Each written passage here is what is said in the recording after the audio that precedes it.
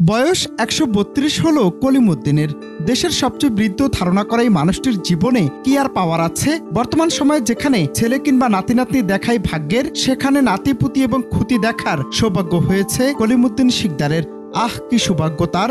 মিলেই বা কজনের জীবনে। গ্রাম থেকে শুরু করে পরিবারের সবাইকে বট বৃক্ষের মতো ছায়া দিয়ে যাচ্ছেন এ বৃদ্ধ, যা ধারণা করা হচ্ছে দেশের সবচেয়ে বয়স্ক, যার জন্ম 1893 সনে। সৌভাগ্য মিলেছে সন্তান থেকে শুরু করে নাতি পুতি ও খুতি দেখার। এমনই বা সৌভাগ্য মিলে কজনের? সংসারে রয়েছে 4 ছেলে ও 2 মেয়ে। প্রায় 25 বছর পূর্বে স্ত্রী মারা যান। মসজিদে আজান হলে 5 ওয়াক্ত নামাজ আদায় করতেন। তবে বেশ কিছুদিন যাবৎ অসুস্থতার কারণে বাড়িতে নামাজ আদায় করেন তিনি। সন্তান, নাতিপুতি ও খুদিদের সবাইকে নিয়ে একত্রে হলে মনটা ভরে যায়, এমনটি জানান কলিমুদ্দিন শিকদার। আমার নাম কলিমুদ্দিন। নাতি দেখছি, নাতি ঘরে পুঁতি দেখি, 4 ঘরে পুঁতি দেখছি। হ্যাঁ, আমার সবার বয়স মানুষ ফেরাই যায়, মামার তোর নাই আছে। তখন নামাজ এই কত পড়া করি না, বইয়ে থাকাই সবার দোষ চাই।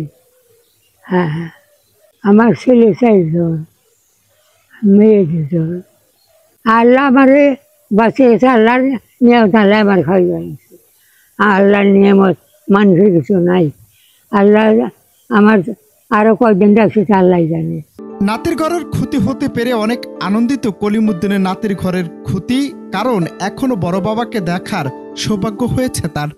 আমার বড় আব্বু লাগে, কিন্তু আমি ছোটবেলা থেকে তাকে আমি বাবা বলি। আমার আব্বুর মতোই বেশি থাকে, আমার বাবার মতোই। সে আমাকে অনেক আদর করে ছোট থেকে, মানে সবসময় আমাকে ডাক পারে। আমাকে আবার ছোটবেলা থেকে গেদি বলতো, তো সবসময় আমার কাছে অনেক ভালো লাগে।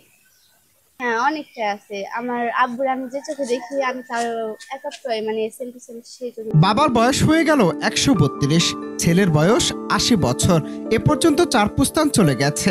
বাবার জন্য সকলের কাছে দোয়া চেয়েছেন ছেলে আব্দুর রহম শিকদার। এই পর্যন্ত আসলে 4 পুস্তান দেখল আর কি। সবসময় দোয়া করে, রাত্রে হয়ে গেলে দোয়াই করে আল্লাহর কাছে, আল্লাহ তুই আমার ছেলে সন্তানকে বাঁচাই, হায়াত দিস, এরকম দোয়া করে বাবা।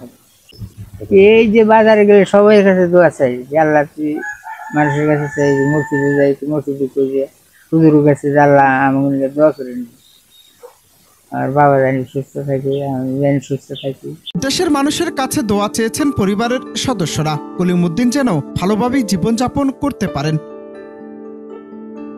অনন্ত হাসান মাসুদ, বাংলা টিভি।